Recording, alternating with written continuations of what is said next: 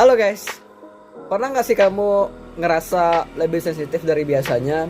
Suka tiba-tiba marah karena hal kecil atau malas untuk melakukan banyak hal? Padahal sebelumnya kamu merupakan orang produktif dan suka melakukan hal-hal yang bermanfaat. Tapi entah kenapa, akhir-akhir ini kamu tiba-tiba malas saja gitu.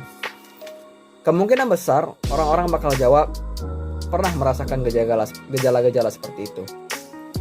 Gejala-gejala yang saya sebutkan di atas tadi merupakan gejala-gejala stres. Gejala stres tersebut merupakan satu hal yang sangat normal terjadi pada setiap orang. Mungkin sebagian dari kita pernah merasa capek secara emosional ketika ada perasaan tertekan karena ada beban atau masalah berat yang merupakan satu hal yang normal banget terjadi untuk di kehidupan kita. Namun ada juga nih gejala-gejala stres yang mungkin cukup serius. Kalau kamu merasakan gejala-gejala seperti tadi, tapi dalam kurun waktu yang lama, merasakan emosi kamu jadi nggak stabil, terus capeknya nggak hilang-hilang, terus sampai nggak ada motivasi apapun buat melakukan banyak hal, maka kemungkinan kamu sedang mengalami fase emotional burnout. Disinilah kesehatan mental kita berisiko besar untuk terganggu. Pada video ini, aku akan membahas tentang bagaimana emotional burnout itu serta cara-cara untuk mengatasinya. Lalu, apa sih emotional burnout itu? Emotional burnout merupakan suatu keadaan mental yang negatif dengan berbagai macam gejala, mulai dari gejala fisik, emosional, dan juga perilaku. Emotional burnout itu biasanya terjadi karena kita sedang berada dalam fase stres yang parah.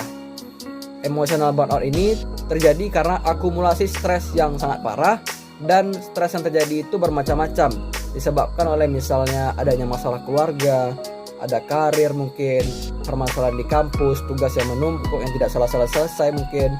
Ketika stres ini semakin menumpuk dan semakin banyak, maka hal ini akan menimbulkan resiko terjadinya emotional burnout. Lalu apa sih tanda-tanda dari emotional burnout itu? Yang pertama, capek fisik yang parah. Biasanya orang-orang yang mengalami fase burnout ini akan malas tidur, malas makan, dan malas melakukan hal-hal basic yang biasanya dia biasa aja ngelakuinnya gitu. Apapun yang dia lakukan biasanya nggak cukup untuk menghilangkan rasa capek yang dia miliki. Ketika misalnya dia meluangkan waktu untuk istirahat pun, kalau sedang berada di fase emotional burnout ini, kita bakal merasa terus kecapean. Biasanya pola tidur dan juga pola makan kita akan menjadi berubah. Misal nggak selera makan dan nggak bisa tidur nyenyak juga. Sampai kalau udah parah, terkadang kita juga malas melakukan hal-hal yang sangat dibutuhkan. Misalnya seperti mandi, membersihkan diri, berpakaian rapi, dan segala macamnya. Kemudian yang kedua, emosi menjadi amat labil. Bisa jadi ketika kita sedang fase burnout ini, kita bakal jadi orang yang cepat marah atau cepat sedih karena hal-hal kecil yang biasanya tidak terlalu mengganggu. Kita jadi terlalu negatif dan pesimis dalam memandang segala sesuatu yang pada akhirnya menyebabkan kita menjadi orang yang negatif thinking terus. Terus yang ketiga, yaitu performa dalam belajar dan juga bekerja jadi menurun. Apakah kamu pernah merasa nggak fokus? Apakah kamu merasa jadi hari kamu tuh nggak ada produktifnya sama sekali? Waktu kita ngalamin emotional burnout ini, hal tersebut kemungkinan besar dapat terjadi. Karena ya pikiran kita lagi kacau gitu. Nggak ada hal-hal yang bisa kita fokuskan untuk kita lakukan, karena kita merasa bahwa semuanya useless gitu. Terus yang keempat, ciri-cirinya itu adalah kita akan menjauh dari interaksi sosial.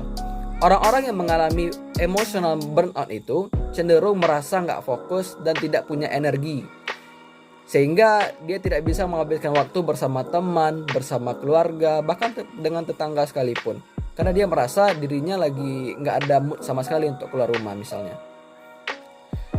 Efek yang akan terjadi adalah kita menjadi orang yang lebih menyendiri, suka hal yang membuat kita tenang, tapi malah berpotensi menyebabkan kita menjadi depresi. Karena sebenarnya dengan menarik diri dari hubungan sosial bisa membuat kita menjadi semakin menderita, dan masalah kita itu kan menjadi semakin berat karena kita tidak ada tempat untuk curhat, tidak ada tempat untuk menyampaikan keluh kesah, dan kita hanya menyimpannya sendiri. sehingga akhirnya kita tidak bisa bercerita kepada siapapun dan malah berpotensi menyebabkan kita menjadi orang yang lebih depresi lagi. Terus yang kelima, kita akan merasa hidup ini kosong, hopeless, dan juga nggak bermakna.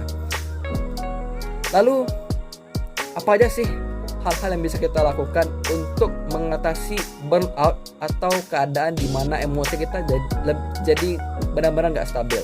Yang pertama, kita harus identifikasi dulu nih, apa sih masalahnya. Tanyakan kepada diri sendiri, apa sih yang membuat kita menjadi stres? Apa sih masalah yang membuat kita tidak berdaya sama sekali untuk menyelesaikannya?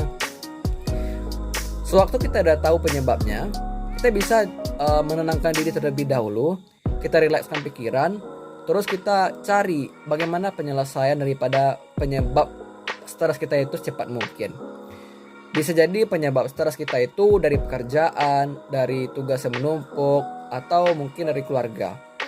Lalu setelah itu kita ambil waktu yang rehat sejenak dan kita pikirkan bagaimana menemukan solusinya, serta kita berusaha supaya kita tidak menyusahkan orang lain. Kita berusaha untuk mengambil waktu rehat tersebut sebagai bentuk planning yang baik, di mana kita menyusun strategi untuk menyelesaikan permasalahan kita. Terus yang kedua, kita harus mengevaluasi diri kita lebih dalam lagi. Maksudnya gimana? Evaluasi diri tersebut adalah berkaca lagi kepada apa tujuan hidup kita, apa yang kita inginkan, dan bagaimana sebenarnya kita bisa mencapai hal tersebut.